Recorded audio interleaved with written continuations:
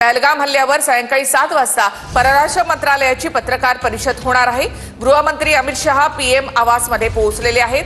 दहशतवादी हल्ल्यावर थोड्याच वेळामध्ये सीसीएसची बैठक होणार आहे।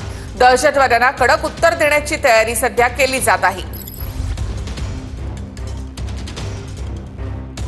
या बैठकीसाठी गृहमंत्री शहा आणि संरक्षण मंत्री राजनाथ सिंह देखील उपस्थित राहणार आहेत। 7 वाजता परराष्ट्र मंत्रालयाची ही बैठक पंतप्रधान निवासस्थानामध्ये आता अमित शहा पोहोचलेले आहेत।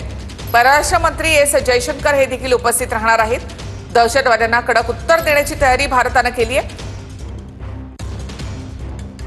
पहलगाम हल्ल्यावर सायंकाळी 7 वाजता परराष्ट्र मंत्रालयाची पत्रकार परिषद होणार आहे। या संदर्भात माहिती दिली जाईल। 6 वाजता या ठिकाणी बैठक देखील होणार आहे। दहशतवाद्यांना कडक उत्तर देण्यासाठी तशी रणनीती आखली जाणार आहे। अधिक माहिती आपण घेऊयात आमचे प्रतिनिधी संदीप राजगोळकर यांच्याकडून। संदीप, गृहमंत्री अमित शहा तसेच संरक्षण मंत्री परराष्ट्र मंत्री यांची बैठक होईल आधी आणि त्यानंतर 7 वाजता परराष्ट्र मंत्रालयाची पत्रकार परिषद होणार आहे।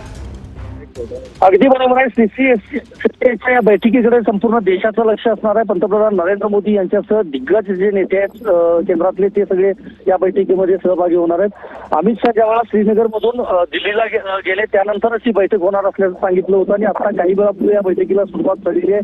अजित डोवाल आणि राजनाथ सिंह देखील या बैठकीला उपस्थित आहेत। या बैठकीचं महत्व असं आहे की सकाळीच्या सत्रामध्ये देखील साऊथ ब्लॉकमध्ये एक बैठक झाली ज्यामध्ये राजनाथ सिंह त्याचबरोबर अजित डोवाल यांच्याबरोबर 3 लष्कराचे प्रमुख उपस्थित होते। त्या बैठकीत जी काही चर्चा झालेली आहे त्याचा सविस्तर आढावा या बैठकीमध्ये मांडला जाईल आणि त्यानंतर 7 वाजता विदेश मंत्रालयाची पत्रकार परिषद होणार आहे। या पत्रकार परिषदेमधून नवीन काही घोषणा करतं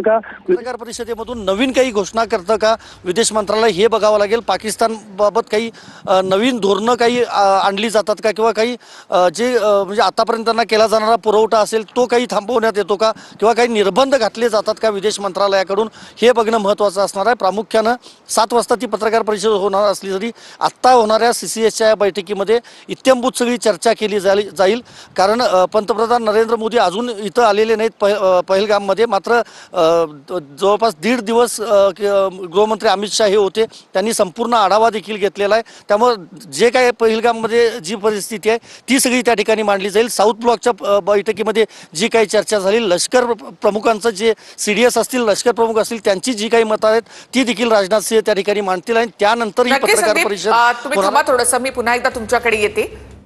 आणखी एक महत्त्वाची